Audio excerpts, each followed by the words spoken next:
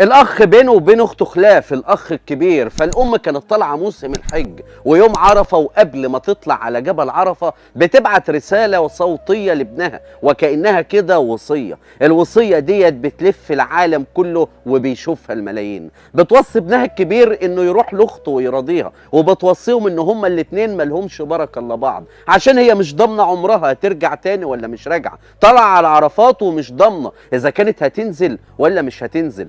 عشان يا ابني اموت مرتاحه، روح راضي اختك وراضوا بعض. بالنص قالت له كده في الوصيه. وتطلع الحاجه افنديه اللي من محافظه المنوفيه تبع مركز اوسنا على جبل عرفات بعد ما تبعت الرساله الصوتيه ديت وتفيض روحها لبريئها. يا سبحان الله العظيم. وكأنها كانت حاسة فعلا ان هي ما هيش نازلة، وكأنها كده عارفة ان هي مش راجعة تاني، فبتوصي ولادها. قبل ما اسمعك الرسالة الصوتية اللي بعتتها الام لاولادها، خليني اقول لك ان ديت والله من اجمل الوصايا ومن اجمل حسن الخاتمة. تخيل يا مؤمن على عرفات وتفيض روحها لبريئها على جبل عرفات، وكأنها كده كانت حاسة وكانت بتوصي ولادها. صل كده على سيدنا الحبيب واسمع يا سيدي. عليكم، أنا طالعة دلوقتي على جبل عرفات وما ضمنتش عمري هرجع ولا ما ارجعش.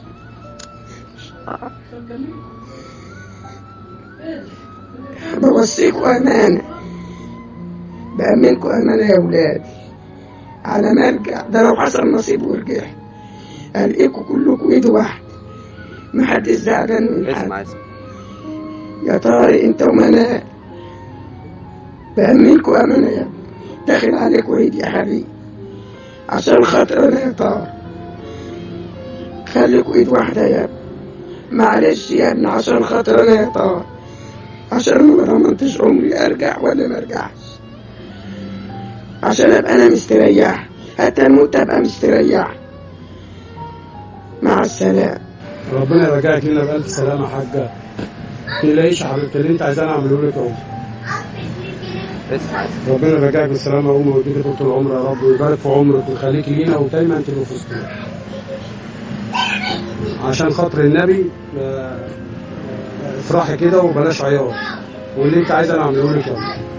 حبيبتي يا ام، ربنا يديك الصحه وطول العمر وترجعي لنا بألف سلام. ربنا يخليكي لينا يا رب ويبارك لنا في صحتك وعافيتك، وما تقلقيش علينا يا حبيبتي، احنا كلنا واحد، ولا صبيان ولا بنات ان شاء الله عمرنا هنستغنى عن بعض. ما تحمليش هم حاجه خالص، انت خليكي في نفسك، وربنا يا رب يرجعك بألف سلامه ويتقبل منك يا رب وترجعي لنا بالسلام.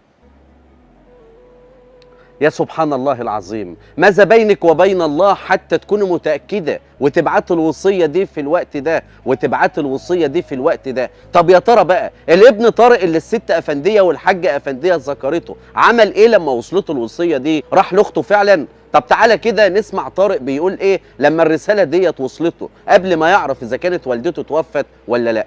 اسمع يا سيدي. بعتت الرسالة قبل يوم عرفة،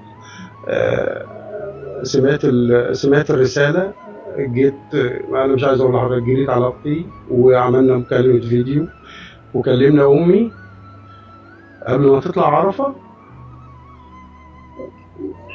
يرحمك يا رب، واختي في حضني وقلت لها يما انا اخت اهيت ومفيش حاجه وربنا يخلينا لبعض ويبارك، ما تشيليش بالك وخليكي في مناسك حجتك وربنا يتقبلها منك.